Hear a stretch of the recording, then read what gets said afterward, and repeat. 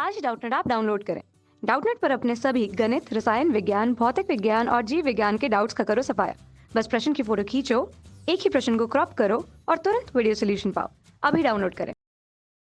नमस्कार दोस्तों, हमसे पूछा है किसी नाभिकीय अभिक्रिया दे रखी है a प्लस बी मिलके क्या बना रहे हैं c प्लस डी, और यहाँ पे q दे रखा है ऊर्जा।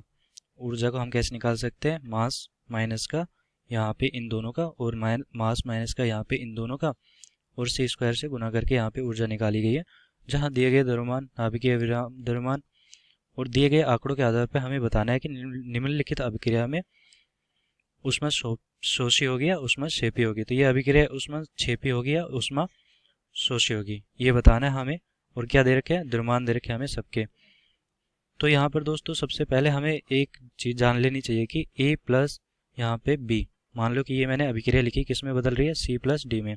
तो मान लो कि यहाँ पे द्रव्यमान में कमी हो रही है, मतलब कि पहले जो द्रव्यमान था और बाद में जो द्रव्यमान हुआ इन दोनों का वो कम हो रहा है। तो अगर द्रव्यमान में कमी हुई तो यहाँ पे जो द्रव्यमान कम हुआ है उसकी वजह से कुछ ऊर्जा निकली होगी, मतलब कि जो द्रव्यमान कम हुआ है वो ऊर्जा में परिवर्तित हुआ होगा। और अगर ऊर्जा में परिवर्तित हुआ होगा तो ऊर्जा निकलेगी, और अगर ऊर्जा निकलेगी तो ऊर्जा निकलने की वजह से क्या होगा कि वो अभिक्रिया ऊष्मा क्षेपी हो जाएगी। क्योंकि किसी भी अभिक्रिया में बाद में अगर ऊर्जा निकलती है तो ऊष्मा क्षेपी अभिक्रिया हो जाती है। और यहाँ पे द्रव्यमान लिख देता हूँ, कमी आ रही है तो ऊर्जा निकलेगी, ऊष्मा क्षेपी हो जाएगी। अगर द्रव्यमान में मान लो कि वृद्धि हो रही है, द्रव्यमान में वृद्धि हो रही है तो होगा क्या कि यहाँ पे ऊर्जा है, द्रव्यमान में वृद्धि हुई तो कुछ ऊर्जा इसने ली होगी यहाँ पे, और ऊर्जा देने के बाद ही इसके द्रव्यमान में वृद्धि होगी।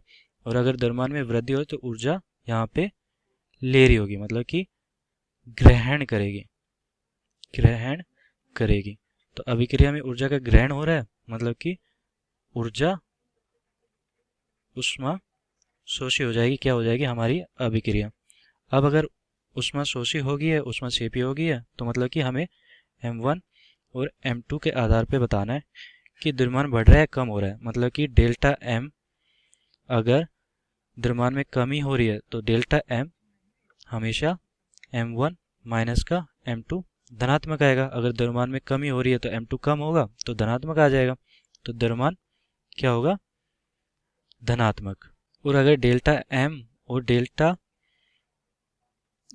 m m1 माइनस m2 ऋणात्मक आ रहा है तो क्या हो जाएगा? द्रव्यमान में वृद्धि हो जाएगी, ऋणात्मक। तो द्रव्यमान में वृद्धि हो रही है, मतलब कि m2 का मान अगर बढ़ रहा है तो यहाँ पे ऋणात्मक आ जाएगा। ऋणात्मक आया तो ऊष्मा शोषी हो जाएगी, और अगर धनात्मक आया तो ऊष्मा क्षेपी हो जाएगी। तो अब हम देखते हैं अभिक्रियाओं को। तो अभिक्रिया हमारी ए क्या है? ए अभिक्रिया में हमें क्या निकालना है? Delta M. डेल्टा एम कैसे निकालना है?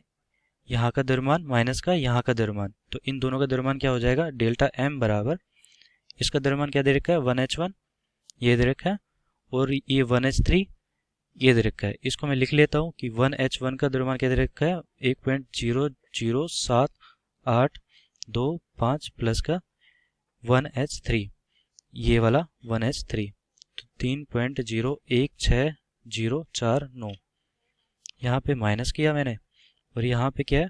1h2, और यहाँ पे क्या है? 1h2, मतलब कि 2 से गुना कर देता हूँ और एक बार 1h2 को लिख देता हूँ। तो 1h2 कितना है? 2.014102, और वो भी द्रव्यमान क्या हो जाएगा? यहाँ पे क्या आएगा मान? इसको हल करने के बाद आएगा हमारा जो द्रव्यमान माइनस का 0.00433, ये आएगा AMU में। और अगर मैं इस द्रव्यमान को यहाँ पे कमी हो रही है, मतलब कि यहाँ पे द्रव्यमान ऋणात्मक आ रहा है, ये वाला, अगर द्रव्यमान की वृद्धि हो रही है और ऋणात्मक आएगा तो यहाँ पे ऋणात्मक आया, द्रव्यमान में वृद्धि हो रही है। द्रव्यमान में जब वृद्धि होगी तो अभिक्रिया क्या हो जाएगी हमारी? ऊष्मा शोषी। ये अभिक्रिया होगी पहले के लिए कि अभिक्रिया हमारी क्या है? ऊष्मा शोषी है या ऊष्मा क्षेपी है। तो हमने निकाल दिया कि पहली अभिक्रिया ऊष्मा शोषी है। अब ऐसे ही हम बी का निकालेंगे कि बी क्या है? दूसरी अभिक्रिया क्या है? ऊष्मा शोषी है, अभिक्रिया ऊष्मा क्षेपी है। तो डेल्टा एम निकाल लेते हैं बी के लिए। अब तो यहाँ पे 2 कार्बन है, 2 कार्बन को मैं, एक कार्बन का द्रव्यमान लिख दिया मैंने 12, यहाँ पे 12 लिख दिया क्योंकि 12 0 0 0 है। यहाँ पे मैंने अब क्या लिखूंगा? नियोन का द्रव्यमान। नियोन का द्रव्यमान क्या दे रखा है? 19.9924 3 9। यहाँ पे प्लस का किया मैंने और यहाँ पे हीलियम का द्रव्यमान यहाँ पे दे नहीं रखा तो हम लिख देते हैं। होता कितना है, हीलियम का द्रव्यमान होता है इतना। यहाँ पे मैं लिख लेता हूँ 4.002602। तो ये हो गया हमारा हीलियम का द्रव्यमान और इसका मान कितना आया 0.00495 AMU इसका द्रव्यमान आया है। तो यहाँ से दोस्तों हमें क्या पता लगा कि ये द्रव्यमान है जो धनात्मक है। धनात्मक मतलब कि डेल्टा एम का मान धनात्मक है। द्रव्यमान में कमी हो रही है और द्रव्यमान में कमी हो रही तो ऊष्मा क्षेपी अभिक्रिया हमारी हो जाएगी। दूसरी अभिक्रिया क्या हो जाएगी, ऊष्मा क्षेपी। तो हमसे पूछा था कि पहले अभिक्रिया क्या होगी, ऊष्मा शोषी, और दूसरी अभिक्रिया क्या होगी, ऊष्मा क्षेपी। और यही हमसे पूछा था और यही हमारे उत्तर होंगे। धन्यवाद। कक्षा 6वीं से 12वीं से लेकर नीट, IIT, JEE वो एडवांस के लेवल तक 1 करोड़ से ज़्यादा छात्रों का भरोसा। आज ही डाउनलोड करें डाउटनेट ऐप या व्हाट्सएप करें अपने सारे डाउट्स 8400 400 400 पर।